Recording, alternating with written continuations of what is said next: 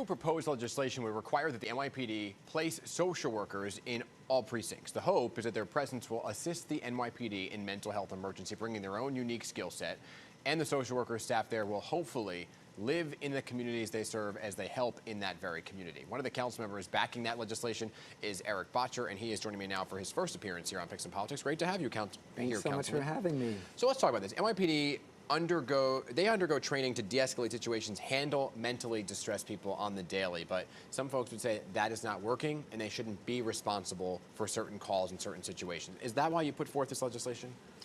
That's right. What we're seeing in our council district on the west side of Manhattan, Village, Chelsea, Hell's Kitchen, Times Square, is individuals being cycled in and out of police precincts, sometimes over 100 times, getting arrested for petty crimes. And a lot of these individuals suffer from serious mental illness, substance use disorder, homelessness. Right. And in those cases, what is happening to make a meaningful intervention in their lives to stop that cycle? So our bill would require the Department of Health to staff police precincts with a social worker. Okay, so you get a call, right, into 911, whatever it is, a mental health situation. Does that social worker that's in that precinct then go out on the call with the officers?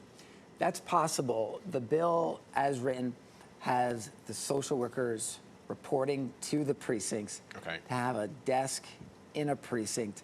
So when people are at the precinct, that social worker can intervene. And by the way, it's both people who might be arrested, but also victims of crime who seek help at precincts. So less about going out on the call, more about dealing with that individual once they get to the precinct.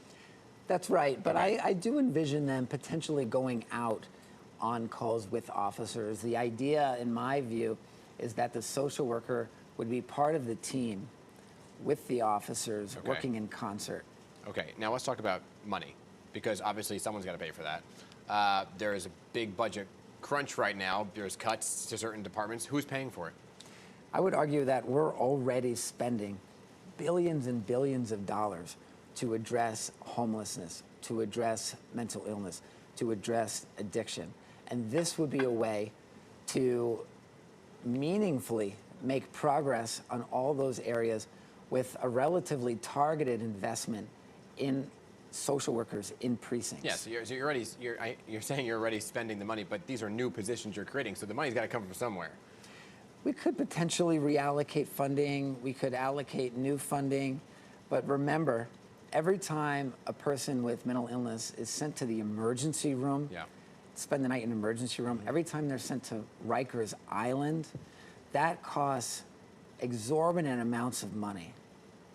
The proposal, though, is also coming at a time that the city is actually short on social workers. So how do you see that kind of playing out? If the city's short on social workers for the everyday tasks of dealing with social work, how you get the numbers up for police precincts?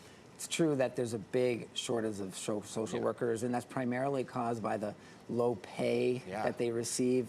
There's also an issue with the requirements to become even a non-clinical entry-level social worker. So I'm supporting legislation that would remove this standardized test that a lot of states have already gotten rid of.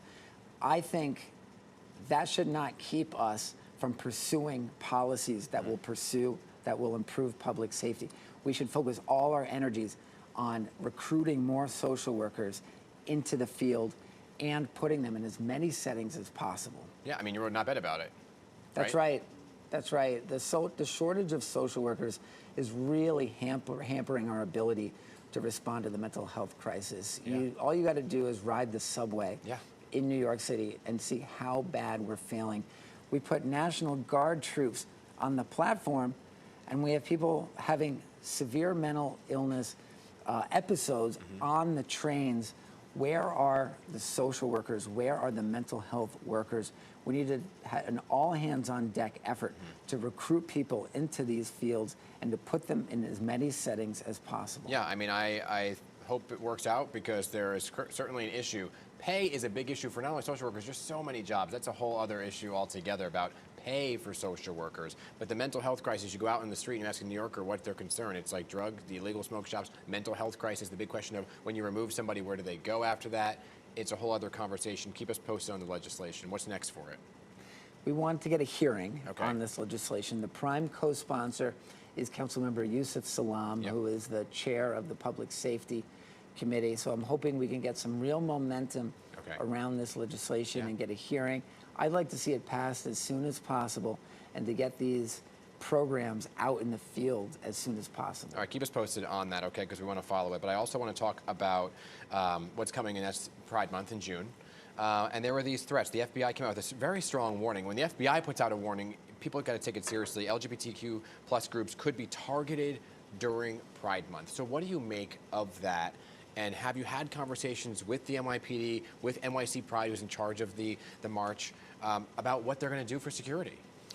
Unfortunately, this is not the first time Yeah. our community has come under threat. The LGBTQ community has been threatened since the beginning of time, and in recent years, we've been threatened by both foreign entities and domestic entities. And this latest warning needs to be taken very seriously, and we need to be vigilant, we need to be careful, and we need to keep our eyes out for things that look off. That's Yeah. basically what they're asking us to do.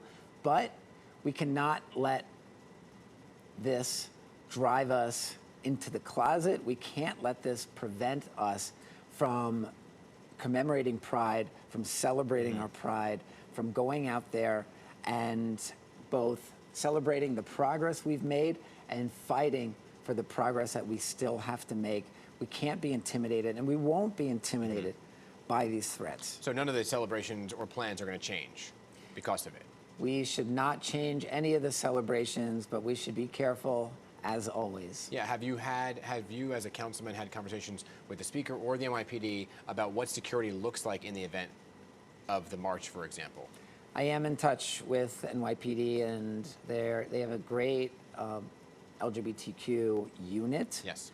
And a lot of openly LGBT officers that are working very closely on this issue. And we're going to be working closely with them, the organizers of New York City Pride, and other folks who are putting on events to make sure that everyone's safe. Yeah. And to also make sure that we have the best possible Pride. This is a time of year where we reject shame, which is the opposite of pride. There are people who want us to feel shame about who we are. And we're not going to. We're going to be proud of ourselves and proud of our community. And we're going to do it in a very open and visible way this year and every year. All right, Councilman Erik Bottcher, great to have you here. Thank you. Check out his Instagram. He is apparently visiting my grandmother in Manhattan Plaza. Hi, Rose. So there you go. Thank you for all you do for her as well.